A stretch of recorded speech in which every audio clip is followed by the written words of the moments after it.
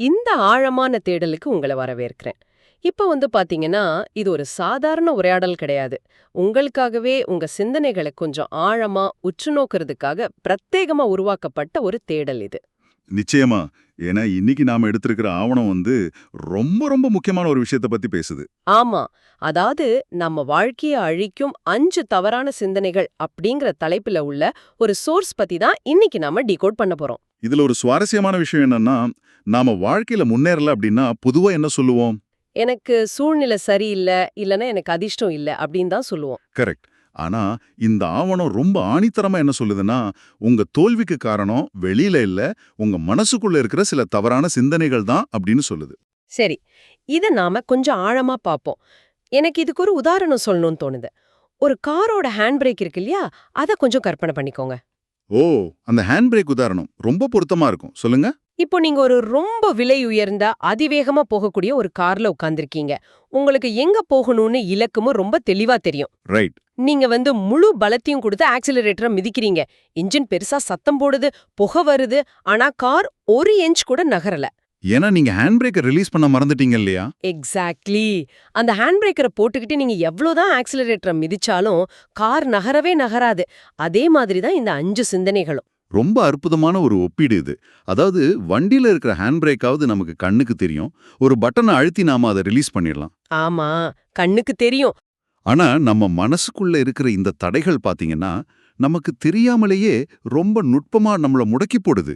நீங்க எவ்வளோ பெரிய திறமைசாலியா இருந்தாலும் சரி, இந்த சிந்தனைகள் உங்களை நகர விடாது. கண்டிப்பா. சரி, இப்போ அந்த மனத்தடைகளை ஒவ்வொன்னா நாம அவிழ்ப்போம். இப்போ முதல் தடை பாத்தீங்கன்னா, நம்ம ஒரு புது விஷயத்தை தொடங்குறதுக்கு முன்னாடியே வரக்கூடியது. அதாவது எனக்கு முடியாது அப்படிங்கிற அந்த முதல் பயம். ஆமா, ஒரு இன்டர்வியூவா இருக்கலாம், இல்ல ஒரு புது பிசினஸா இருக்கலாம், ஏன் ஒரு யூடியூப் சேனல் தொடங்குறதா கூட இருக்கலாம். கரெக்ட். அந்த முதல் அடியை எடுத்து வைக்கிறப்பவே இது உன்னால முடியாது அப்படின்னு ஒரு குரல் மனசுக்குள்ள கேட்கும் இல்லையா? ஆரம்பிக்கிறதுக்கு முன்னாடியே தோல்வியை ஒப்புக்கொள்றது. அதுதான் முதல் மிகப்பெரிய தவறுன்னு இந்த ஆவணம் சொல்லுது. ஆனா இதுல ரொம்ப சுவாரஸ்யமான விஷயம் என்னன்னா, இது எப்படி உருவாகுதுன்னு நம்ம புரிஞ்சுக்கணும். அதான் எனக்கும் ஒரு சந்தேகம் இருக்கு. இப்போ எதையும் தொடங்க முன்பே முடியாதுன்னு மூளை சொல்றது ஒரு வகையில நம்மள பாதுகாக்கிற ஒரு டிஃபென்ஸ் மெக்கானிசம் தானே. கொஞ்சம் விளக்கமா சொல்லுங்க. அதாவது நம்ம காயப்படக்கூடாது, எந்த ஆபத்துலயும் மாட்டிக்க கூடாது அப்படிங்கறதுக்காக பல ஆயிரம் வருஷமா நம்ம மூளை பழகி போன ஒரு பாதுகாப்பு முறை தானே இது. இதை எப்படி தப்புன்னு சொல்ல முடியும்? நீங்க கேக்குறது ரொம்ப நியாயமான கேள்வி. இதுல ஒரு சுவாரஸ்யமான முரண்பாடு இருக்கு பாத்தீங்களா? ஆதி காலத்துல ஒரு குகைக்குள்ள போகும்போது மூளை உள்ள போகாதன்னு சொன்னது உயிரை காப்பாத்துச்சு. ஆமா, அது நிஜமான ஆபத்து. ஆனா இன்னைக்கு ஒரு புது பிசினஸ் தொடங்கும் போதோ இல்ல ஒரு புது மனிதர்கிட்ட பேசும்போதோ மூளை அதே அபாய சங்கை ஊதுது. ஆனா இங்க மூளை பாதுகாக்கிறது நம்ம உயிரை கிடையாது. ஓ, அப்ப வேற எதை பாதுகாக்குது? நம்மளோட ஈகோவை, அதாவது நம்ம கருவத்தை. ஒருவேளை நம்ம முயற்சி பண்ணி அதுல தோத்துட்டோம்னா அந்த ஏமாற்றத்தை எப்படி தாங்கிறது அப்படிங்கிற பயம்தான் அது. வாவ்! அப்போ ஒரு சின்ன ஏமாற்றத்துல இருந்து தப்பிக்கிறதுக்காக நம்ம மூளை நம்ம ஒட்டுமொத்த வளர்ச்சியுமே தியாகம் பண்ணிடுதுன்னு சொல்றீங்க. நிச்சயமா. அந்த எனக்கு முடியாது அப்படிங்கிற மாய வலைய மூளை இப்படிதான் பின்னுது. அப்போ இது ஒரு போலி அபாயம். சரி, இதுக்கு இந்த ஆவணம் என்ன தீர்வு சொல்லுது? இந்த அலாரத்தை எப்படி ஆஃப் பண்றது? இதுக்கு ஆவணம் ஒரு ரொம்ப சிம்பிளான ஆனா பவர்ஃபுல்லான மாற்று வழியை முன்வைக்குது. உங்க மனசு முடியாதுன்னு சொல்லும்போது அதை அப்படியே நான் முயற்சி பண்ணி பார்க்கறேன் அப்படின்னு மாத்தி சொல்றாங்க. ஒரு நிமிஷம் இருங்க. முயற்சி பண்ணி பார்க்கலாம் அப்படின்னு சொல்றது ஒருவேளை நம்ம தோத்துட்டா தப்பிக்கிறதுக்காக நாமே ரெடி பண்ற ஒரு எஸ்கேப் ரூட் மாதிரி தெரியலையா? அதாவது ஒரு சால்ஜாப்பு மாதிரி சொல்றீங்க. ஆமா, நான் சும்மா தான் ட்ரை பண்ணேன், சீரியஸா பண்ணல அப்படின்னு நம்ம ஈகோவுக்கு ஒரு பாதுகாப்பு வளையத்தை நாமே போட்டுக்கிற மாதிரி தோணுதே. இது எப்படி தைரியத்தை கொடுக்கும்? வெற்றி அடைஞ்சே தீருவேன்னு சொல்லும்போது மூளை அந்த எக்ஸ்பெக்டேஷனை பார்த்து பயப்படுது. ஆனா நான் சும்மா ட்ரை பண்ணி பார்க்கறேன்னு சொல்லும்போது மூளையோட அந்த டிஃபென்ஸ் மெக்கானிசம் ரிலாக்ஸ் ஆயிடுது. ஓஹோ, அப்போ இழக்கிறதுக்கு ஒன்னும் இல்ல அப்படிங்கிற ஒரு மனநிலை வந்துருது. எக்ஸாக்ட்லி. அந்த ஒற்றை சிந்தனை மாற்றம் தான் உங்களை நகர வைக்கும். அதுக்கப்புறம் நீங்க ஆட்டோமேட்டிக்கா அடுத்தடுத்த ஸ்டெப்ஸை எடுக்க ஆரம்பிச்சிடுவீங்க. ரொம்ப அருமையா சொன்னீங்க. எதிர்பார்ப்புகளோட எடையை குறைக்கிறதன் மூலமா நம்ம முதல் அடியை எடுத்து வைக்கிறோம். ஆனா அந்த முதல் அடியை எடுத்த உடனே அடுத்த பெரிய தடை நிக்குதே. சமூகத்தோட பார்வை பத்தி சொல்றீங்களா? ஆமா, அதேதான். நான் இத பண்ணுனா மத்தவங்க என்ன நினைப்பாங்க அப்படிங்கிற அந்த பயம். ஆமா, இது 2வது மிகப்பெரிய தடை. நிறைய பேரோட கனவுகள் ஆரம்பிக்காமலே முடங்கி போறதுக்கு காரணமே இந்த பயம்தான். யாரோ சிரிக்க போறாங்க அப்படிங்கிறதுக்காக நாம ஏன் நம்ம கனவுகளை முடக்கணும்? இது மத்தவங்களோட கருத்துக்கள் அப்படிங்கிற ஒரு சிறைக்குள்ள நாமளே போய் உட்காந்துக்கிற மாதிரி இருக்கு. கரெக்ட். இந்த சிறிய சைக்காலஜில ஸ்பாட்லைட் எஃபெக்ட் அப்படின்னு சொல்லுவாங்க. ஸ்பாட்லைட் எஃபெக்ட்னா? அதாவது நாம ஒரு கூட்டத்துல நடந்து போகும்போது அங்க இருக்கிற எல்லாரோட கண்ணும் நம்ம மேல தான் இருக்கு, எல்லாரும் நம்மள தான் பாக்குறாங்கன்னு நம்ம மூளை நம்பும். ஆமா, அப்படி ஒரு ஃபீல் இருக்கும். ஒரு லைட் நம்ம மேல மட்டும் அடிக்கிற மாதிரி. ஆனா நிஜம் என்னன்னா, அங்க இருக்கிற ஒவ்வொருத்தரும் அவங்கவங்க மேல ஸ்பாட்லைட் இருக்கிறதா நினைச்சுக்கிட்டு அவங்கள பத்தி மட்டுமே கவலைப்பட்டுட்டு இருப்பாங்க. ஹா ஹா, இது கேக்குறதுக்கு கொஞ்சம் விசித்திரமா இருந்தாலும் ஒரு பெரிய விடுதலையை கொடுக்குது. அப்போ நிஜத்துல யாரும் நம்மள அவ்வளவு கவனிக்கிறது இல்லையா? கண்டிப்பா இல்ல. அவங்க லைஃப்ல அவங்க பிஸியா இருக்காங்க. விமர்சனங்கள் வரும், ஆனா அது ரொம்ப தற்காலிகமானது. அப்போ அந்த விமர்சனங்களை எப்படி கடந்து போறது? இதுக்கு ஆவணம் ஒரு வலுவான கருத்தை பதிவு செய்து, உங்க வாழ்க்கை உங்களோடது, அது மத்தவங்களோட ஒப்பீனியன் அல்ல. இந்த ஒரு வரியை நீங்க ஆழமா புரிஞ்சுக்கிட்டா போதும். உங்க வாழ்க்கை உங்களோடது. ரொம்ப அற்புதமான ஒரு கோட் இது. ஆமா, வெளியிலிருந்து வர்ற எந்த ஒரு தற்காலிக விமர்சனமும் உங்க நிரந்தரமான பயணத்தை தீர்மானிக்க கூடாது. இந்த உண்மையை புரிஞ்சுக்கிட்டா அந்த ஸ்பாட்லைட் மாய உடைஞ்சிடும். சரி, இப்போ இந்த காரோட ஹேண்ட் பிரேக்கை நாம பாதி அளவு ரிலீஸ் பண்ணியாச்சுன்னு நினைக்கிறேன். ஆமா, முதல் 2 தடைகளை தாண்டிட்டோம். இப்போ 3வது தடைக்கு வருவோம். மத்தவங்க விமர்சனங்கள் எல்லாம் தாண்டி நான் ஒரு வேலையை தொடங்க போறேன், எல்லாம் ரெடியா இருக்கு. அப்புறம் என்ன? தொடங்குங்க. ஆனா அப்போ என் மூளை சொல்லுது, எல்லாம் சூப்பரா இருக்கு, இந்த வேலையை நாளைக்கு பண்ணலாம் அப்படின்னு. இதுதான் ஆவணம் சொல்ற அடுத்த தடை. ப்ரோக்ராஸ்டினேஷன், அதாவது தள்ளி போடுதல். ஆமா, இத ஒரு மெதுவான விஷம்னு சொல்றாங்க. இன்னைக்கு பண்ண வேண்டியத நாளைக்கு தள்ளி போட்டு அப்புறம் ஒரு மாசம், ஒரு வருஷம்னு காலம் வீணாக்கி போயிடும். உண்மைதான். இதை நாம ஒரு பெரிய கண்ணோட்டத்துல பார்த்தோம்னா, நம்ம மூளை எப்போதுமே உடனடி இன்பத்தை தேடுற வகையில தான் டிசைன் பண்ணப்பட்டிருக்கு. உடனடி இன்பம்னா இன்ஸ்டன்ட் கிராட்டிஃபிகேஷன் இல்லையா? ஆமா. இப்போ நீங்க கஷ்டப்பட்டு உழைச்சா 5 வருஷம் கழிச்சு பெரிய ஆளாகலான்னு வச்சுக்கோங்களேன். மூளைக்கு அந்த 5 வருஷ காத்திருப்பு பிடிக்காது. ஓஹோ. ஆனா அதே வேலையை செய்யாம தள்ளி போடும்போது அந்த நிமிஷத்துல ஒரு ரிலாக்ஸேஷன் கிடைக்குது இல்லையா, அது மூளைக்கு ரொம்ப பிடிக்கும். ரொம்ப கரெக்டா சொன்னீங்க. அதாவது இது நம்மளோட நிகழ்காலத்துக்கும் எதிர்காலத்துக்கும் நடக்கிற ஒரு போர்னு சொல்லலாம். கண்டிப்பா.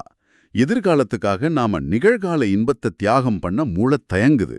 இப்போ நான் ஒரு முக்கியமான புக் படிக்கணும், ஆனா அது கஷ்டமா இருக்குன்னு சொல்லிட்டு நான் உடனே யூடியூப்ல ஒரு ஷார்ட்ஸ் பார்க்க ஆரம்பிச்சிடுறேன். இதுதான் அந்த தள்ளி போடுற பழக்கம். இந்த ஆபாயம் என்னன்னா, இது நம்ம எதிர்காலத்தையே அழிச்சிடும். அப்போ இந்த சுழல்ல இருந்து எப்படி வெளியே வர்றது? ஆவணம் என்ன தீர்வு சொல்லுது? ரொம்ப சிம்பிளான தீர்வு தான். இன்றே தொடங்குங்கள், அது சிறிதாக இருந்தாலும் பரவாயில்ல. இதுதான் அந்த தீர்வு. ஓ, ஸ்மால் ஸ்டெப்ஸ். ஆமா, நீங்க ஒரு மலையை நகர்த்தணும்னு நினைச்சா மூளை பயந்து போய் நாளைக்கு பண்ணலாம்னு சொல்லும். ஆனா இன்னைக்கு நான் ஒரு சின்ன கள்ளமட்டை நகர்த்துறேன்னு சொல்லி பாருங்க. அப்போ மூளை அலாரம் அடிக்காது இல்லையா? எக்ஸாக்ட்லி. அந்த சின்ன தொடக்கம் தான் உங்களுக்கு பெரிய உந்துதலை கொடுக்கும். அந்த ஒர்க்ல நீங்க ஒரு தடவை இறங்கிட்டீங்கன்னா அப்ப நான் அதை தொடர்றது ஈஸி ஆயிடும். ரொம்ப பிராக்டிக்கலான ஒரு அட்வைஸ் இது. மலைய பார்க்காதீங்க, முதல் படிய மட்டும் பாருங்க. சரி, இப்போ நான் தள்ளி போடாம வேலைய ஆரம்பிச்சிட்டேன். சூப்பர். ஆமா, ஒரு வேலைய நமக்கு நல்லா செய்ய தெரிஞ்சாலும் நான் போதுமானவன் இல்ல அப்படின்னு நினைக்க வைக்கிறது. இது ஒருத்தரோட திறமையே மொத்தமா மறைச்சிடும். இத நான் எப்படி பாக்குறேன்னா, ஒரு விலை மதிப்பற்ற ஹை எண்ட் ஸ்மார்ட் போனை நாம கையில வச்சிருக்கோம். சரி. ஆனா அதை எப்பவுமே ஏர்பிளேன் மோட்ல போட்டு வச்சிருக்கோம். எல்லாமே இருக்கு, ஆனா சிக்னல் இல்லைன்னு நாம ஏன் நினைச்சுக்கிறது போல இருக்கு இந்த சுய சந்தேகம். ரொம்ப பொருத்தமான உதாரணம். அப்படி ஏர்பிளேன் மோட்ல இருக்கும்போது எவ்வளோ பெரிய போனா இருந்தாலும் அதால ஒரு கால் கூட பண்ண முடியாது இல்லையா? ஆமா. அப்படியானால் ஒருத்தர் எப்படி திடீர்னு தன் மேல நம்பிக்கை வைக்க முடியும்? எனக்கு திறமை இருக்குன்னு எப்படி அவங்களே ப்ரூவ் பண்ணிக்கிறது? நீங்க உங்களை நம்ப ஆரம்பிச்சா உடனே மாறும்னு ஆவணம் சொல்லுது. ஆனா அந்த நம்பிக்கை எப்படி வரும்னா, அது ஆக்ஷன் மூலமா தான் வரும். ஆக்ஷன்னா செயல்ல இறங்குறது மூலமாவா? ஆமா, எனக்கு முழு நம்பிக்கை வந்த பிறகுதான் நான் ஒரு வேலையை தொடங்குவேன்னு நீங்க நினைச்சா உங்களால எதையுமே தொடங்க முடியாது. ஓஹோ.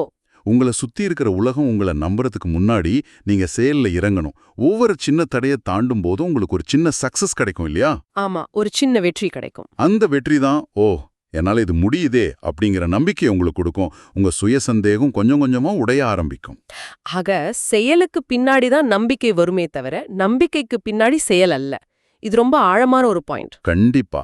ஆக்ஷன் தான் கான்ஃபிடன்ஸை உருவாக்குது. சரி, இப்போ நான் சுய சந்தேகத்தை உடைச்சிட்டேன். நான் தள்ளி போடாம வேலைய ஆரம்பிச்சு ரொம்ப கஷ்டப்பட்டு உழைச்சேன். Very good. ஆனா ஒருவேளை முதல் முயற்சியிலேயே நான் தோத்துட்டேன் அப்படின்னா என்ன நடக்கும்? இதுதான் அந்த 5வது மற்றும் கடைசி தடைக்கான ஆரம்பம். ஆமா, தோத்த உடனே என் மனசு என்ன சொல்லும்னா, பாத்தியா நான் முதலையே சொன்னேன் உனக்கு அதிர்ஷ்டமே இல்ல அப்படின்னு சொல்லும். எக்ஸாக்ட்லி.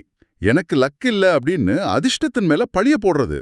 நிறைய பேர் ஒரு தடவை தோத்த உடனே இல்லனா முயற்சியே பண்ணாம எனக்கு லக் இல்ல நான் அமைதியா ஒதுங்கிடுறாங்க. ஆமா, இது ரொம்ப பரவலான ஒரு சிந்தனை. ஆனா இங்க நான் ஒரு முக்கியமான கேள்வியை எழுப்ப விரும்புறேன். உண்மையிலேயே அதிர்ஷ்டம்னு ஒண்ணு இல்லையா என்ன? நீங்க என்ன மீன் பண்றீங்க? இப்போ சிலர் பிறக்கும் போதே நல்ல வாய்ப்புகளோட பிறக்கறாங்க. சிலருக்கு எந்த உழைப்பும் இல்லாமலே வாய்ப்புகள் தேடி வருது. அது அதிர்ஷ்டம்னு சொல்லாம வேற எப்படி சொல்றது? இது ஒரு நல்ல ஆர்குமெண்ட். அதாவது பிளைண்ட் லக் அப்படின்னு ஒண்ணு நிச்சயமா இருக்கு. நாம எங்க பொறக்கிறோம், எந்த சூழ்நிலையில பொறக்கிறோம் அப்படிங்கிறது நம்ம கையில இல்ல. ஆமா, அதானே சொல்றேன். ஆனா அந்த குருட்டு அதிர்ஷ்டம் மட்டுமே ஒருத்தரோட நிரந்தர வெற்றியை தீர்மானிக்கிறது கிடையாது. இந்த ஆவணம் அதிர்ஷ்டம் அப்படிங்கிறதுக்கு ஒரு தெளிவான வெற்றி சூத்திரத்தை சொல்லுது. ஓ, அதிர்ஷ்டத்துக்கு ஒரு ஃபார்முலாவா? அது என்ன? Consistency plus hard work equals real luck. அதாவது தொடர்ச்சியான முயற்சியும் கடின உழைப்பும் சேரும் புள்ளிதான் உண்மையான அதிர்ஷ்டம்.